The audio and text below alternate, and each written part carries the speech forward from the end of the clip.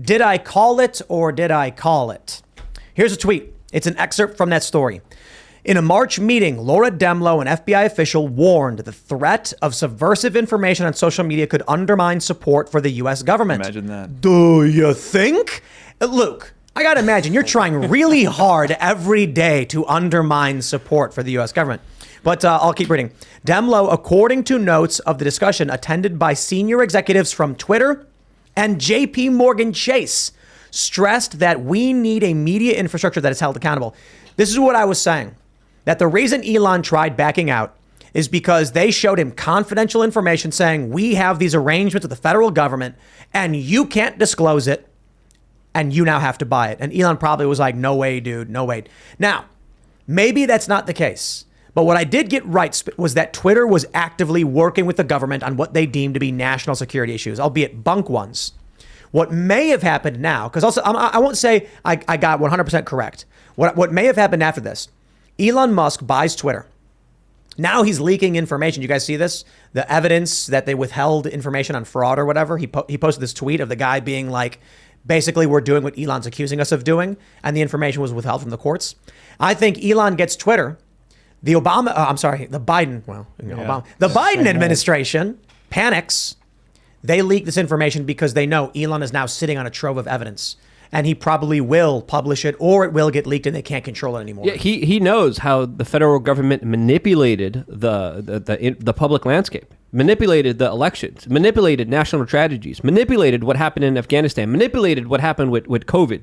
That's a treasure trove of information that he has as his fingertips right now that could show us the direct manipulation by government, the direct manipulation and interference of government when it came to, of course, destroying free speech in this country. And again, I've been screaming about this for years, and everyone's always was saying, but it's a private company. It's a private company. I still remember, even 3 years ago being on the show, and then there was a guest saying, but there's a private company. They get to do what they want. And I was like, they're not a private company. They were never a private company. They always had connections with the federal government. They are a proxy of the U.S. government. Exactly. And the special interests who control the U.S. government that actually pull the strings of the bureaucrats inside of Washington, D.C. And then people need to realize this is real. This is absolute real life crazy conspiracy that has turned out to be true. A week before the election, let me tell you guys, we hear from the left, the Democrats. They're like, this election could be the death of democracy. Like, if the Republicans win, the Republic is over or whatever. Well, they don't say Republic, they say the death of democracy. I genuinely believe it. If this story got exposed, that this election very well may be a battle for the soul of the Republic, to which I don't even know if Republicans can save it, to be completely honest. But certainly Democrats are going to rip it to shreds. And the last line of defense is going to be some of these MAGA Republicans who might actually push back against this. But let me put it this way. They started this campaign after the 2016 election. We then saw how the media was manipulating. We saw all of it. We saw the lies about Donald Trump constantly. Social media censorship, the banning of Alex Jones and Milo Yiannopoulos, Project Veritas. They are doing this specifically because they want to manufacture consent. The Democrats have controlled Congress since 2018. This has been ramping up. Trump signed the CISA Act around 2018 with Democrats in control. If they retain control of Congress, these programs will manipulate and subvert public discourse, manufacture consent, and interfere with our elections. If there is not an effort in any way, I don't know if I'm not saying Republicans are guaranteed to do anything about it, but they're certainly the only ones who are able to. If the Democrats win, this is going to ramp up tenfold, and then that's it. But hold on, I want to kind of question that a little bit, because it was Donald Trump who put this into place, right? And if you're a Republican coming into power, right, that's like the ring of Sauron right here. You have the ability to navigate and control speech online. You have the possibility to fortify elections. Why would Republicans give up that power? Because it consumes you. Exactly. Yeah, but why? I don't trust the Republican Party. I mean, not the leadership. There are good Republicans. There are good members, and there are good candidates running this cycle. But what I struggle with is, here we go again. We've had wave elections in this country before. 1994, 2010, 2016, we had the trifecta, White House, both chambers of Congress. And here we are again. We're talking about another wave election. Well, where did those three previous wave elections get us? Right here. So what's going to be different about it this time? If we take the House, we'll have Kevin McCarthy as the Speaker. If we take the Senate, we'll have Mitch McConnell as Majority Leader. And I'm not saying it's a good thing to have the Democrats in full control for 2 more years, but I just want to hear how this is going to be different this time. I agree. And what frustrates me to no end is we don't treat our voters with respect. We don't treat the right-leaning people in this country, our constituents. We don't have the humility to look them in the eye and say, hey, yeah, what we've been doing has been failing, and we're going to try something different. Yeah, I don't see them doing anything different, but that's just me. That's my own perspective. Yeah. But- yeah. I mean, there's Thomas Massey, there's Marjorie Taylor Greene, there's Rand Paul. There are great members. They may, if the Republicans get in, they may be able to make some. Look, it's the best chance we got. That's all I can Especially really in the say. House. There's some great members on the House side. The Senate's a different story. But Unless your proposal, Luke, is, I don't know, vote Libertarian. It's a uniparty, it's 2 heads of the same snake at the end of the day. We also have to understand our public opinion matters on this. What we say, what we think, how we respond to this story, how we share this story absolutely matters. And I say that specifically because if you remember, not so long ago, the federal government tried to pass the Disinformation Government Board, and they had a disinformation czar that they were putting forward. Essentially, what they were trying to do is codify what they were doing in secret. And then the wide response to that was, hell no, are you crazy? You want to control speech in this country? You're insane. But now we're finding out, oh yeah, they were just doing it the whole time, but under a sub-organization of the DHS under CISA. That's the organization that was doing this. That's the organization doing this now.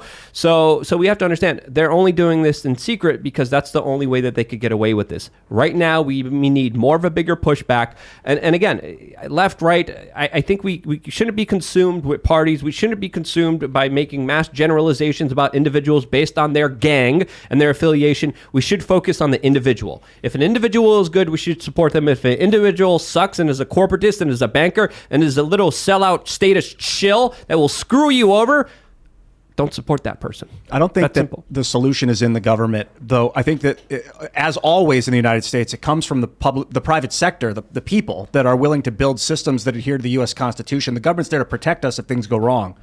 And I think social media in general, you're never going to be able to ask it, stop manipulating things. Stop. It's never going to stop. It's there for the world. The problem with free systems is they're easy to manipulate. They're easy to hijack. So that's one kind of flaw in the United States freedom and democracy. It lets people come in and just twist it around and say whatever they want and spread communism and spread authoritarianism. And so That's. I think that. Anyway, continue. Yeah, I'll get I was back going to to say what that's actually one of the big conspiracy theories of history is that the British didn't actually surrender the Revolutionary War. They realized that we were attempting to build a government of, for, and by the people, and they said, wait. We can finance control of the colonies. We don't need to do anything. And they really did. The central banks, they warned us that the central banks are more dangerous than standing armies. And over the years, they've tried. This is the third one that they've installed in the United States. What was it? Andrew Jackson got shot after he broke up the second one. He did. I don't. Just finished a great Then they Andrew put him on the Jackson 20. biography. Yeah, I mean, he was a hero. I mean, imagine abolishing the federal bank and being in office with a federal surplus. Not a debt, a surplus. I mean, the big controversy in his administration was how to distribute the surplus amongst the states. Imagine that. Yeah. Imagine that problem. And then they put him on the $20 bill. But Yep. but you're talking about something here that's very important here because this DHS board, this information board, was also working to, of course, make sure that information wasn't being released that would undermine our financial institutions inside of the United States and trust in the financial institutions that literally have bankrupted this country. It's not a recession, it's a robbery, what's happening right now with the banks and what they've done to the American public. Yeah, They have to really hate us. I imagine like Ian ragging on the Federal Reserve 24/7, and Luke as well. Well- how does this show exist? some people just want to end it all, and they'll be like, "Take it down, to burn it to the ground." But I'm not like that. And I'm one of like, make a better system so that we can transition away from the Federal Reserve into like a decentralized system of banking. You know, the Yeah. great thing about the Federal Reserve is if someone robs it and takes your money, they'll cover it. FDIC insurance. Like if you lose your bank card, you can go get another one. With crypto, if you lose your keys, all your crypto's gone forever. You have nothing. If someone steals your crypto out of your wallet, you have nothing. Yeah, it's a barrier. And there's no recourse. Very dangerous for like the common man. I understand why there's reticence, but at the same time, like it's like pick your poison. Do you want total overarching control, authoritarianism, or do you want fully decentralized, laissez-faire, good luck out there lifestyle? I don't. Maybe there's a middle ground. I probably want a middle ground. But who would be in control of the crypto wallets? Who would be there to be like, I'll make sure, I'll be the one that'll hold your keys for you? That doesn't. I think anything's better right now than the current system we have now, where the government literally prints money and just hands it to the richest people in the world. I think that specifically the people who promote the ESG score and use that kind of leverage and power in order to push woke nonsense onto people, that should be pushed back on. But again, a lot of it is coming from top-down corporations that get a lot of money from the Federal Reserve. I agree, Luke. They should not be printing money and giving it to the richest people in the world. They should be printing the money and giving it to me. And then I'd be totally okay with it, right? Just give me the money and then we're good, because that's the way. That's the a lot way of people do power think works. like that. Yeah, That's exactly how people think. Everybody thinks that they have all the answers, and actually, interestingly, it tends to be that the only answers come from decentralization, when everyone is actually arguing, and then the ideas that make the most sense rise to the top and then end up succeeding. Yep. There's like value to like minimal centralization, like nodes of centralization all over the place, proliferative. Like you don't want more than 60 people involved in a node or something like sure. that. And But Tim, what you're mentioning right now is extremely important and exactly what the Department of Homeland Security is preventing. They're preventing the best ideas from going out there. They're preventing, solutions. They're preventing a lot of this nonsense to be stopped in our lives. The pain and suffering that a lot of people are going through is because of the disinformation out there that they are spewing actively, and they are not fighting it. They are making sure that they are codifying their agenda, their narrative, which goes against you and everyone else. That's a great point, because that was the original concept of our government, was a very decentralized system with very little power vested in a central government. The states could be the incubators of liberty, as I think one of the founders said. But of course, the powers that be, they understand that when people are presented with the truth, with an opposing narrative, they're attracted to it. It gets them thinking, and it reduces their own power. So they have to squash it. And that's what we're seeing with this story. That's what we've seen for the past 6 years, on steroids. And it's never going to stop until they feel the consequences, of that decision they've made. Thanks for checking out this segment from the Timcast IRL podcast. But if you want to check out the full show live, tune in Monday through Friday at 8 p.m. And if you want more special access content, head over to timcast.com and become a member. Your membership helps sustain this company, keep our journalists employed, makes this show happen, and you will get access to exclusive members-only segments of the Timcast IRL podcast, and there's a massive library to check out. So again, go to timcast.com or tune in Monday through Friday at 8 p.m., and we'll see you all there.